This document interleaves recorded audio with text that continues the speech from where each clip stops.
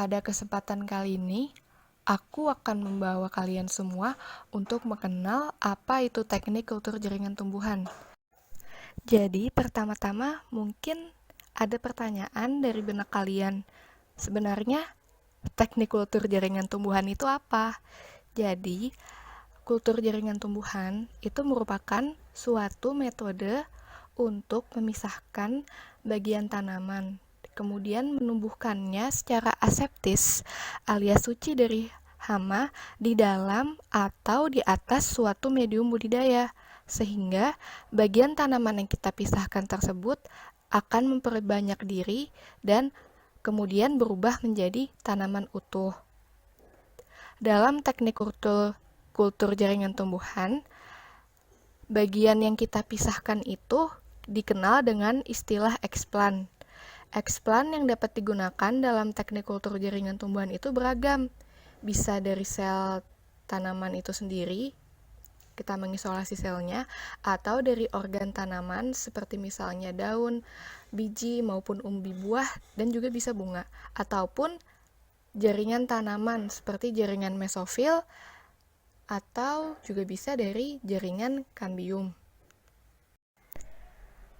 Prinsip teknik kultur jaringan tumbuhan dilakukan atas dasar teori sel.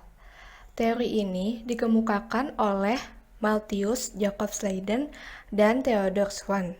Mereka menyatakan bahwa sel memiliki sifat totipotensi dan autonom. Sel memiliki totipotensi, berarti tiap sel mampu berkembang menjadi tumbuhan utuh karena memiliki keseluruhan informasi genetik atau blueprint untuk membentuk individu tumbuhan di tiap selnya. Dan juga sel itu bersifat autonom, menjelaskan bahwa sel tumbuhan bisa hidup terpisah dan melakukan metabolisme sel sendiri. Proses regenerasi sel tumbuhan merupakan fokus dari teknik kultur jaringan. Jadi, setelah mengetahui dua prinsip dari sel, yaitu sel memiliki kemampuan totipotensi dan sel bersifat autonom, teknik kultur jaringan tumbuhan berusaha mengaplikasikan prinsip-prinsip tersebut. Jadi pertama, saat kita memisahkan bagian tumbuhan ke suatu medium, kita sebenarnya memberikan stres kepada bagian tanaman tersebut.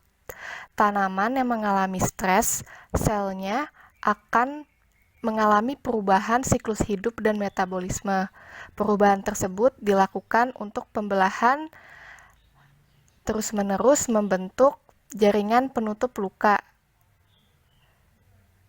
Nah, karena kita meletakkan explant pada suatu medium yang kita beri tambahan zat pengatur tumbuh atau hormon, selain memberikan stres, kita juga akan mengubah cara hidup dari sel tumbuhan tersebut. Yang tadinya dia tumbuh secara fotosintesis, dia akan mendapatkan makanan tidak dari sinar matahari lagi, tapi utamanya dari medium yang kita berikan. Nah, akibat nutrisi yang terus-menerus ada, dia akan terus-menerus membelah. Dan kemudian dengan tambahan hormon atau zat pengatur tumbuh tadi, pembelahan tersebut bisa kita arahkan agar sel-selnya menjadi tanaman utuh. Untuk penutup, aku akan menjelaskan aplikasi menarik dari teknik kultur jaringan tumbuhan. Jadi ada 3 bidang yang umum sebagai aplikasi dari teknik ini, yaitu agribisnis, farmasi, dan konservasi tanaman. Pertama, aplikasi di bidang agribisnis. Menggunakan teknik kultur jaringan, kita dapat menghasilkan banyak bibit dalam waktu singkat. Teknik ini juga tidak membutuhkan banyak lahan, dan juga bisa melakukan produksi tanaman sepanjang tahun karena tidak dipengaruhi iklim. Kedua, teknik kultur jaringan ini juga bisa digunakan untuk budidaya tanaman hasil rekayasa genetika. Kedua, aplikasi di bidang farmasi. Jadi bahan senyawa aktif tanaman itu bisa kita gunakan untuk pembuatan obat. Nah, dengan teknik kultur jaringan ini, proses pengambilan bahan senyawa aktif akan lebih mudah karena bisa langsung diekstraksi atau diambil dari medium kultur. Dan kemudian aplikasi dalam kegiatan konservasi tanaman.